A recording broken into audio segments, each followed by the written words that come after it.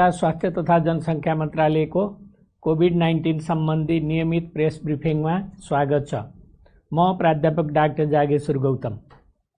हामी हरेक दिन जस्तै आज पनि नेपालमा कोभिड-19 को राष्ट्रिय अद्यावधिक विवरण नेशनल अपडेटका साथ उपस्थित भएका छौं। आज हामीले प्रादेशिक अस्पताल बुटवलका प्रमुख medical superintendent doctor Rajendra Prasad खनाललाई निम्ति आएका छौं। हामीलाई सांकेतिक भाषामा सागर सुवेदीले साथ दिइरहनु भएको छ। आज देशभरि जम्मा सक्रिय संक्रमितहरूको संख्या 5203 र प्रदेश अनुसार सक्रिय संक्रमितहरूको संख्या यस प्रकार रहेको छ। प्रदेश 1 मा 226, प्रदेश 2 मा 1982, बागमती प्रदेशमा 483, गण्डकी प्रदेशमा 288 र प्रदेश 5 मा 401 जना, कर्णाली प्रदेशमा 302 र सुदूरपश्चिम प्रदेशमा 1521 जना हुनुहुन्छ। र हाम्रो रियल टाइम पीसीआर नमुना संकलनको विवरण लकडाउनको अन्त्य हुँदै गर्दाको 8 दिन र लकडाउन खुलेपछिको 8 दिनको हामीले कम्पेयर गरेका छौं। र 30 गतेदेखि श्रावण 6 गतेसम्म 8 दिनमा जम्मा पोजिटिभ हुनेको संख्या 34457 र यसमा पोजिटिभ हुनेको संख्या 1049 छ। त्यो भनेको 3.0% हो। र लकडाउन खुकुलो भइसकेपछि भनेको श्रावण 7 गतेदेखि 14 गतेसम्म जम्मा 34109 टेस्ट गरेकोमा जम्मा पोजिटिभको संख्या 1279 छ र त्यो 3.7% हो। र आज विश्व नै कोरोना संक्रमणको महामारीमा छ र नेपाल पनि यसबाट अछुतो रहन सकेको छैन। आजसम्मको तथ्याङ्क हेर्दा विश्वमा 1,69,17,714 जना व्यक्तिहरू कोभिड-19 बाट संक्रमित हुनुभएको छ भने 6,63,942 जना व्यक्तिको निधन भइसकेको छ। निको हुनेको संख्या 1,04,42,383 रहेको छ। नेपालमा कोभिड-19 पीसीआर टेस्ट प्रति 10 लाख जनसङ्ख्यामा 12,284 र प्रति 10 लाख जनसङ्ख्यामा मृत्युको दर 1.6 छ। कोभिड-19 संक्रमण मुक्त हुने दर 72.7% छ। आजको पीसीआर 6037 गरी जम्मा 3,58,344 परीक्षण भएको छ। क्वारेन्टिनमा रहनुभएका व्यक्तिहरूको संख्या 14,471 रहेको छ। कोभिड-19 बाट संक्रमण मुक्त भई गत 24 घण्टामा डिस्चार्ज हुनेहरूमा जम्मा 146 हुनुहुन्छ। आजसम्म डिस्चार्ज हुनुहुने जम्मा 14,021 हुनुहुन्छ। उहाँहरूको स्वास्थ्य उपचार तथा हेरचाहमा अहोरात्र खटिनुभएका सम्पूर्ण चिकित्सक, नर्सिङ स्टाफ, स्वास्थ्यकर्मी तथा अन्य सहयोगी शुभेच्छुकहरूलाई हार्दिक धन्यवाद दिन चाहन्छौँ। हामीलाई 2 वटा कल सेन्टरबाट 624 वटा कल प्राप्त भएको छ। हाम्रो स्वास्थ्य एप्लिकेसन डाउनलोड भएका मोबाइलको संख्या 1,62,331 र सक्रिय प्रयोगकर्ता 82,145। जम्मा इन्ट्री गरिएको संख्या 68,846 छ। र आज कोही पनि रेड जोनमा पर्नु भएको छैन। र हाम्रो वेबसाइट र भाइबर हेर्नेको संख्या पनि उल्लेखनीय छ। र म अब प्रयोगशाला अनुसार रियल टाइम पीसीआर पोजिटिभ केसहरूको विवरण प्रस्तुत गर्न गइरहेको छु।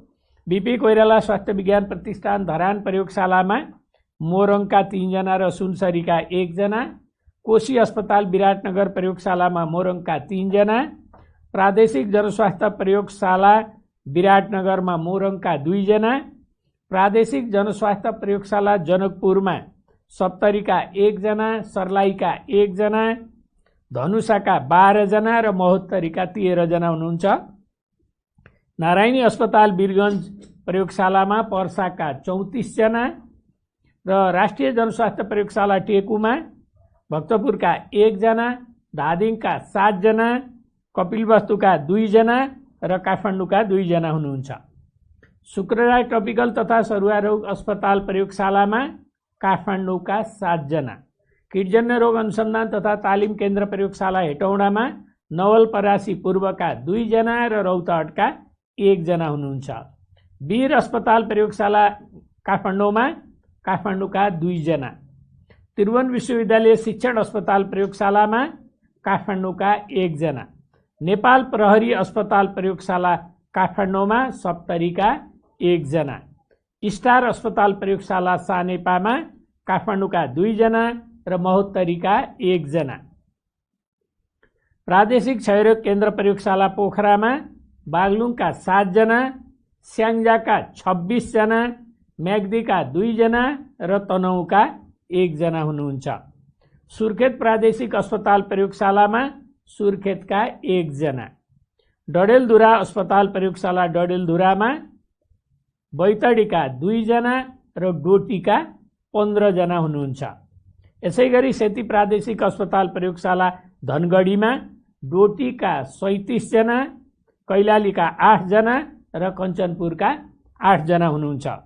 र आजको जम्मा संक्रमित हुनेहरूको संख्या 210 छ र हाल सक्रिय संक्रमितको संख्या 5360 छ।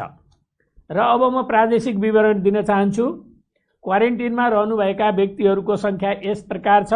प्रदेश 1 मा 1842, 2 मा 1849, बागमती प्रदेशमा 1035, गण्डकी प्रदेशमा 3382, प्रदेश 5 मा 1824, कर्णालीमा 643 र सुदूरपश्चिम प्रदेशमा 3896 र डिस्चार्ज हुनुहुनेहरूको संख्या पनि यस प्रकार छ। प्रदेश 1 मा 789, 2 मा चाहिँ 3018, बागमती प्रदेशमा 518, गण्डकी प्रदेशमा 1227, प्रदेश 5 मा 3910, कर्णाली प्रदेशमा 1686 र सुदूरपश्चिम प्रदेशमा 2873 गरी जम्मा 14021 जना संक्रमण मुक्त भई डिस्चार्ज हुनुभएको छ। 500 भन्दा बढी सक्रिय संक्रमितहरू उपचारार्थ रहनुभएका जिल्लाहरू 2टा छन्, रौतहट र कैलाली, र संक्रमितहरू शून्य भएको जिल्ला 5 वटा छन्। ती जिल्लाहरू हुन् भोजपुर, सङ्खुवासभा, रसुवा, मनाङ र मुस्ताङ। आज हामीसँग प्रादेशिक अस्पताल बुटोलका प्रमुख medical superintendent doctor Rajendra Prasad Khanal हुनुहुन्छ र यो त्यही अस्पताल हो जहाँ पहिलोचोटि कोभिड-19 संक्रमण भई आइसियुमा चाहिँ उपचार सुरु गरिएको थियो नेपालमा। उहाँले आफ्ना अनुभवहरू केही राख्न चाहनुहुन्छ। डाक्टर राजेन्द्र प्रसाद खनाल। धन्यवाद। लुम्बिनी प्रादेशिक अस्पताल बुटोलले कोभिडको उपचार व्यवस्थापन गरेको सन्दर्भमा केही आफ्ना अनुभवहरू मैले यहाँहरू समक्ष राख्न चाहन्छु। संसार कोरोनाले सन्त्रस्त छ। अहिले कोरोनाले सन्त्रस्त भएको संसारमा 3 खालका मान्छेहरू देखिएको छ। एउटा कोरोना संक्रमित, एउटा सम्भावना भएका कोरोना संक्रमणको, र अर्को प्रतिरक्षात्मक क्षमता विकास भइसकेका अथवा थाहा नभइकन कोरोना संक्रमण हुन सक्छ भन्ने किसिमको। यस सन्दर्भमा हाम्रो अस्पताल लुम्बिनी प्रादेशिक अस्पताल उपत्यकादेखि अलिक परै रहेको नेपालको मध्य क्षेत्रमा रहेको अस्पताल हो। प्रादेशिक अस्पतालमा हामीले कोरोना संक्रमितहरूको उपचारको व्यवस्थापनको लागि अलिक फरक ढङ्गले व्यवस्थापन गरेका छौँ। मुख्य अस्पताल बजारको बीच भागमा छ र कोरोना संक्रमितको लागि हामीले करिब 4 किलोमिटर पर रहेको एउटा क्षेत्रमा त्यहाँ चाहिँ हामीले आइसियु सहित कोरोना संक्रमितलाई आइसोलेसनमा राख्ने गरी आइसोलेसन अस्पताल बनाएका छौँ, छोटो समयमा बनाएका हौँ। र त्यो अस्पतालमा अहिले 80 जना बिरामी कोरोना मुक्त भएर उहाँहरू डिस्चार्ज गरिसकेको अवस्था छ। र त्यसमध्ये हामीले आइसियुमा 17 जना बिरामी हामीले भर्ना गरेको अवस्था हो। अहिले त्यहाँ हाम्रो आइसियुमा 2 जना उपचाररत हुनुहुन्छ र जेनरल आइसोलेसन जहाँ चाहिँ सामान्य लक्षण भएका बिरामीहरूलाई राखिएको छ त्यहाँ अहिले 3 जना हामीसँग हुनुहुन्छ। यसरी हामीले यो अस्पतालले यस कोरोना संक्रमितहरूको उपचार व्यवस्थापन गरिराख्दाखेरि अब संसारलाई नै नयाँ जस्तो रोग अब हाम्रो नेपालको सन्दर्भमा पनि एउटा मात्रै ल्याबमा पहिले भर परेको र अहिले 29 वटा प्रयोगशाला छोटो समयमै विकास भएको र अब कोरोना संक्रमितहरूको टेस्ट भइराखेको, कोरोना संक्रमण सम्बन्धी टेस्टको सुविधा करिब देशभरि नै फैलिराखेको अवस्था हो। त्यस्तै गरी हाम्रो अस्पतालमा पनि हाम्रो अनुभवको आधारमा भन्ने भने एउटा 0 लेभलबाट अहिले हामीले आइसियुमा जो राख्नुपर्ने बिरामीहरूलाई उपचार गरेर संक्रमण मुक्त बनाएर पठाउन सकेका छौँ। जस्तो एउटा अनुभव यहाँहरूलाई म भन्न चाहन्छु। वैशाख 19 गते हाम्रो रूपन्देहीका कोरोना संक्रमित जो भनौँ भने प्रदेश 5 मा पहिलो केस थिए, उनी संक्रमितको रूपमा पत्ता लागेका, उहाँलाई हामीले पहिलो केसको रूपमा भर्ना गऱ्यौँ र हाम्रो अस्पतालमा जुन आइसोलेसन अस्पतालमा 36 वटा बेड रहेको थियो। 36 वटा बेड कम्प्लिट रूपमा सबै कोरोना पोजिटिभली भरिसकेपछि मात्रै हामीले अन्य अस्पताल जस्तो नजिकमा भएको भीम अस्पताल, अब बेलजुन्डी अस्पताल, पश्चिमतिरको प्रदेश नम्बर 5 को नेपालगञ्ज अस्पतालले चाहिँ म्यानेज गरेको अवस्था हो। समग्रमा प्रदेश 5 मा 4 वटा आइसोलेसन अस्पताल छन्। त्यसमध्ये हाम्रो लुम्बिनी प्रादेशिक अस्पतालले प्रदेश 5 को सम्पूर्ण रूपमा जुन चिकित्सा अवस्थाका सक्त अवस्थाका बिरामीहरूलाई हामीले त्यहाँ चाहिँ व्यवस्था गरेका छौँ। सबै भनौँ भने प्रदेश 5 हाम्रो आइसियुमा निर्भर रहेको छ। जस्तो दाङमा अप्ठ्यारो परेको केसहरू हामीले लिएका छौँ र अन्यत्रबाट पठाइएका केसहरूमा हाम्रो तदारुकताका साथ व्यवस्थापन भइराखेको छ।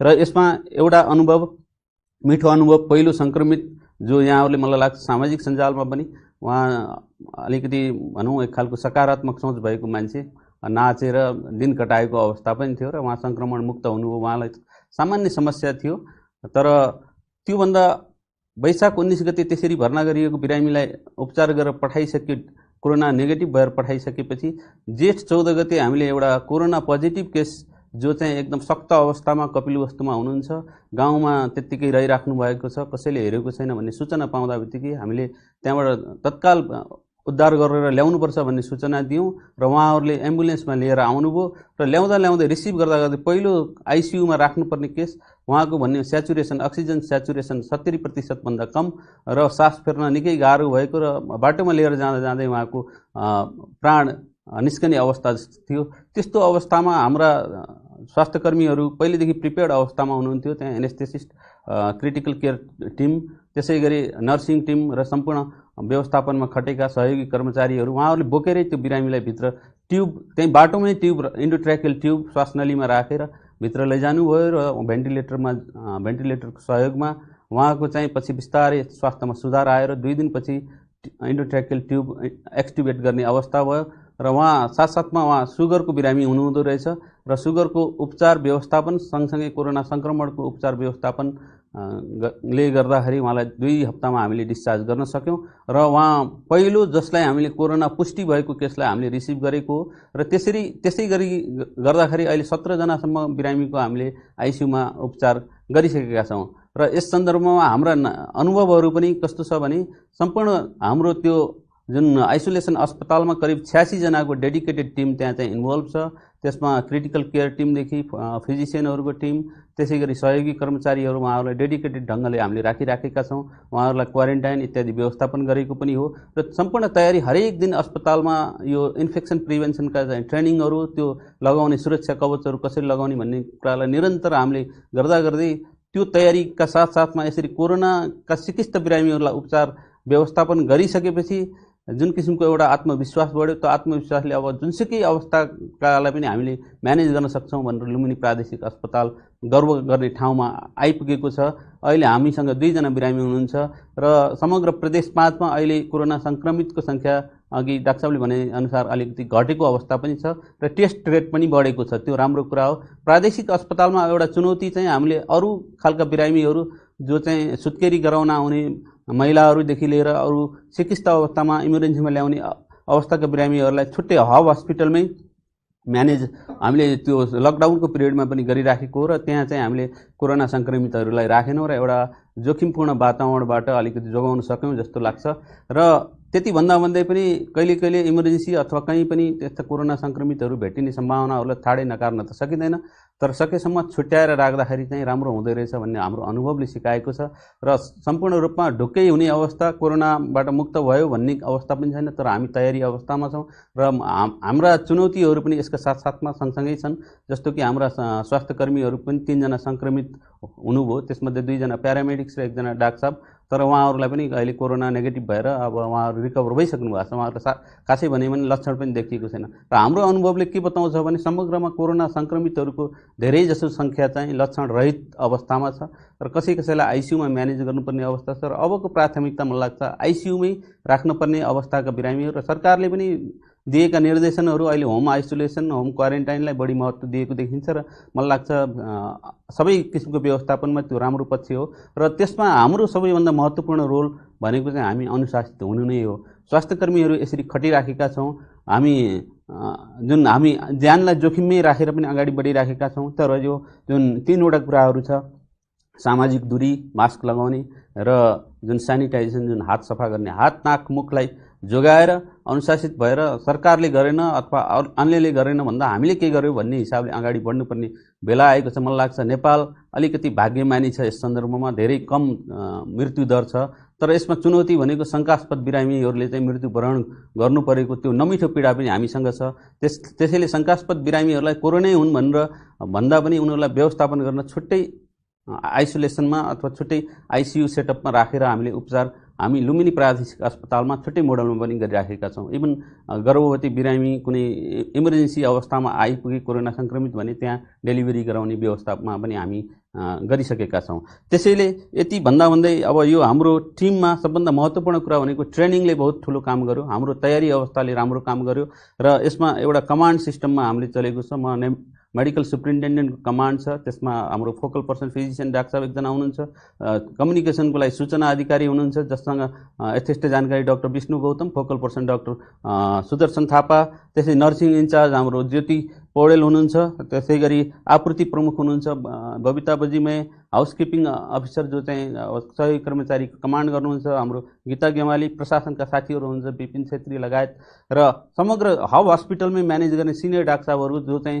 चुस्त रूपमा अन्य बिरामीहरूलाई पनि व्यवस्थापनमा खटिराख्नु भएको छ। र लुम्बिनी प्रादेशिक अस्पतालले एउटा मोडल पेश गरेको छ र हामीलाई एउटा आत्मविश्वास पनि छ कि कुनै पनि ठाउँमा आइसियुमा राख्नुपर्ने अवस्थाका बिरामीहरूलाई यहाँहरूले राम्रोसँग ट्रान्सपोर्टेसन गरिदिएर हाम्रो अस्पतालसम्म ल्याइदिनु भयो भने हामीले उहाँलाई उपचार व्यवस्थापन गरेर उहाँहरूको ज्यानलाई जोखिमबाट उतार्नको लागि हामी सकभर भरबगदुर कोसिस गर्नेछौँ।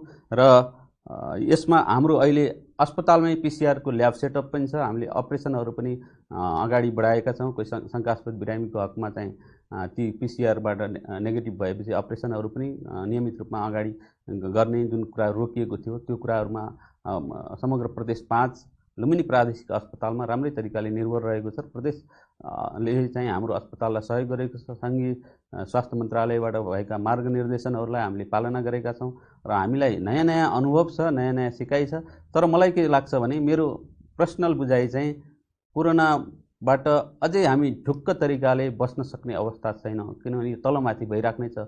मलाई लाग्छ सायद 6 महिना 1 वर्ष होला। अब त्यस अवधिमा हामी तयारी अवस्थामा छौँ। त्यसैले यो अनुभव यहाँहरूको माझमा मैले राख्न पाएकोमा मलाई खुसी लागेको छ र धन्यवाद स्वास्थ्य मन्त्रालय। धन्यवाद डाक्टर राजेन्द्र प्रसाद खनालज्यू, तपाईँले आफ्नो अनुभव हामीलाई सेयर गर्नुभयो र आज यही प्रसङ्गमा म देशभरि कार्यरत सम्पूर्ण चिकित्सकहरू, नर्सहरू, प्यारामेडिक्सहरू र अन्य चाहिँ कर्मचारीहरू जसले रातको निद्रा नभनिकन, भोक नभनिकन हैन बडो डिफिकल्टीका साथ, अप्ठ्यारोका साथ एउटा मानव जीवनको रक्षाको लागि काम गर्नुभएको छ, उहाँहरू सबैलाई प्रशंसा गर्न चाहन्छु र म स्वास्थ्य मन्त्रालयको प्रवक्ताको हिसाबले उहाँहरूलाई म स्यालुट गर्न चाहन्छु। र हामीलाई अर्को जानकारी छ, आज नेपाल सरकारको 2077 असार 15 गते कोरोना भाइरस कोभिड-19 को सङ्क्रमणको उपचार बापत अस्पताललाई अनुदान उपलब्ध गराउने सम्बन्धी आदेश 2077 स्वीकृत गरी शङ्कास्पद तथा सङ्क्रमित व्यक्तिहरूको उपचार बापत अस्पताल मार्फत रकम उपलब्ध गराउँदै आएको छ। लक्षण नभएका वा सामान्य लक्षण भएका बिरामीका लागि घरमा स्वास्थ्यकर्मीले निगरानी गर्दा उपचार गर्दा लाग्ने खर्च प्रतिदिन प्रति व्यक्ति रु 200 को दरले चाहिँ 200 रुपियाँ दिने।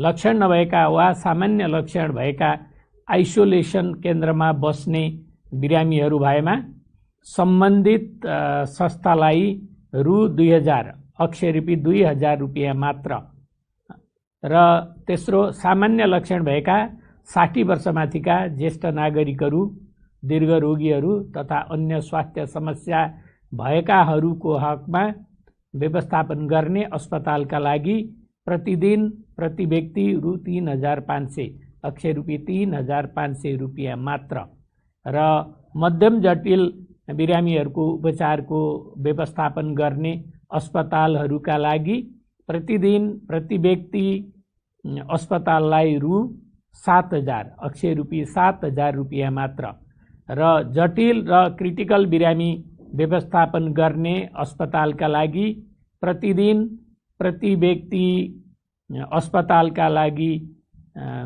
15000 अक्षय रूपी 15000 रुपियाँ यसरी हामीले दिने निर्णय गरेकोमा म फेरि जानकारी गराउन चाहन्छु। कोभिड-19 को परीक्षणको दायरालाई फराकिलो बनाउन समुदाय स्तरको परीक्षणलाई जोड दिन स्वास्थ्य तथा जनसङ्ख्या मन्त्रालय लागि परेको छ। परीक्षणका लागि आवश्यक पर्ने प्रयोगशालासँग सम्बन्धित रिएजेन्ट, भिटिएम लगायतका सम्पूर्ण सामग्रीहरू हाल 1 महिनाका लागि प्रशस्त पुग्ने गरी स्टकमा रहेको अवस्था छ। थप आवश्यक सामग्रीहरू आउँदै गरेका पाइपलाइनमा रहेका र खरिदका क्रममा छन्। र म अनुरोध एउटा गर्न चाहन्छु, बन्दाबन्दी खुलेसँगै हामी सबै नव सामान्यकरणमा आएका छौँ। यो भनेको कोभिडको महामारीभन्दा पहिलाको जस्तै सामान्य जीवनमा फर्किएको होइन। कोरोना भाइरसको सङ्क्रमण जोखिमकै बीचमा हामीले आफ्नो कामहरू गर्नुपर्ने बाध्यता छ। नव सामान्यकरण हो र यो अवस्था सामान्य भइ नसकेको हामी सबैले घर, कार्यालय, व्यापार व्यवसाय गर्ने ठाउँ, पसल, धार्मिक स्थल आदिमा अपनाउन पर्ने जनस्वास्थ्य सुरक्षाका उपायहरू अवलम्बन गर्नुपर्ने अवस्था हो। बालबालिका, युवा युवती तथा वृद्ध वृद्धा सबैलाई समस्या पार्न सक्ने यो कोरोना भाइरसको हालसम्म कुनै औषधि वा खोप उपलब्ध भइसकेको अवस्था छैन, पत्ता लागेको छैन। त्यसैले पनि हामीलाई सामान्य अवस्थामा फर्किन समय लाग्नेछ। रोगको उपचार गर्नुभन्दा रोग नै लाग्न नदिनु भन्ने भनाइलाई पूर्णता दिन हामी सबैले स्वास्थ्य सुरक्षाका उपायहरू अपनाई थप सतर्क हुन जरुरी छ। कोरोना सङ्क्रमणलाई फैलिन नदिन हामी सबैको जिम्मेवारी र कर्तव्य पनि हो। कोरोना भाइरसबाट आफू र परिवारको सुरक्षाका निम्ति बेला बेलामा साबुन पानीले कम्तीमा 20 सेकेन्ड हात धुने वा सेनिटाइजर प्रयोग गर्ने, जुन अल्कोहल बेस सेनिटाइजर हो। घरबाट बाहिर जाँदा नाक, मुख र राम्ररी छोपिने गरी मास्क नलगाउने र पसल, सानोतिनो भेटघाट वा कार्यालयमा अर्को व्यक्तिसँग कम्तीमा 2 मिटर दूरी कायम गर्ने जस्ता सजिला स्वास्थ्य सुरक्षाका उपायहरू म र मेरो परिवारका लागि हो भन्ने हामी सबैले बुझ्न र व्यवहारमा लागू गर्न जरुरी छ। कोरोनाको सङ्क्रमणबाट आफू पनि बचौँ, अरूलाई पनि बचाउँ, स्वस्थ रहौँ। र सम्पूर्ण सर्वसाधारण दाजुभाइ दिदीबहिनीहरूलाई मेरो अर्को पनि अनुरोध छ। नेपाल सरकारले कोरोनाको परीक्षण र उपचार निशुल्क गरेको छ र यो उपचार चाहिँ पाइरहनु भएको छ र सरकारले आफ्नो जिम्मेवारी पुरा गरेको छ। तर तपाईले आफ्नो जिम्मेवारी पुरा गर्नु भयो कि भएन? तपाईले मास्क लगाउनु भयो कि भएन? तपाईले हात धुनु भयो कि भएन? तपाईले सोशल डिस्टेन्सिङ कायम गर्नु भयो कि भएन? तपाई अनावश्यक रूपमा पनि भिडभाडमा जानुभयो कि? यो कुरा पनि आत्मसमीक्षा गर्न सबैमा अनुरोध गर्दै आजको यो कोरोना अपडेट यहीँनेर अन्त्य भएको जानकारी गराउँछु। धन्यवाद, नमस्कार। Welcome to Rising Star School, managed by team of professionals.